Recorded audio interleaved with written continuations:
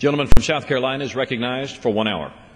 Thank you, Mr. Speaker. For the purpose of debate only, I yield the customary 30 minutes to the gentleman from Colorado, Mr. Polis, pending which I yield myself such time as I may consume.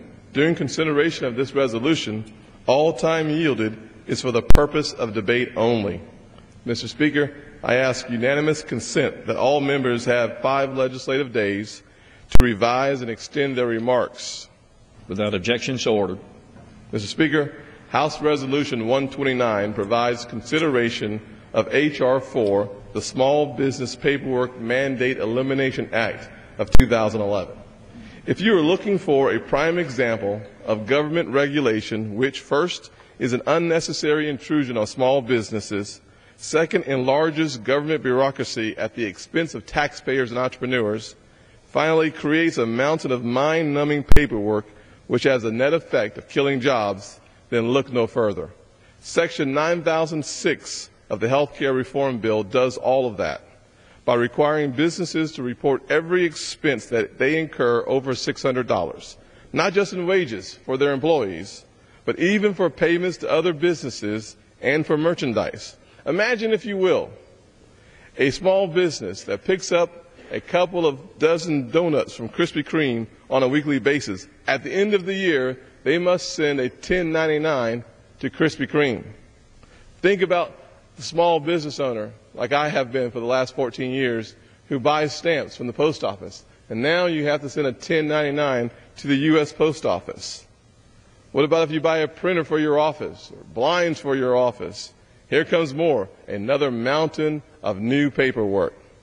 So now you're spending tax time preparing 1099s for Krispy Kreme, Office Depot, Walmart, Costco, Starbucks, and the list goes on and on. It's one thing for a large corporation with an in-house tax department. It's another thing completely for a small business, which spends an average of $74 an hour. That's $74 an hour on tax compliance. The most expensive paperwork burden that the federal government imposes on all small businesses. Then make matters worse. Last year, the President signed the Small Business Jobs Act, which expanded this onerous 1099 requirement to anyone who rents out property. How did this happen? Well, we are learning that after the bill has been passed, we're learning more about it. We had a Congress that passed a bill through backroom deals, shielded from the public view, without reading them.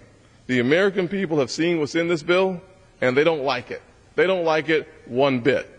That's why they sent all of us to Congress to repeal, to defund, and to dismantle this national health care reform. My Republican colleagues voted to repeal this bill 245 to 189 with a 49-vote greater margin than it was originally passed. That is also why 2 federal judges have already ruled that national health care reform is unconstitutional. And I am proud to be handling this rule on the House floor. H.R. 4 will remove an unnecessary burden from small businesses so that instead of creating 1099s for their expenditures, they can create W-4s when they hire new employees. I reserve the balance of my time. Gentleman reserves the balance of his time.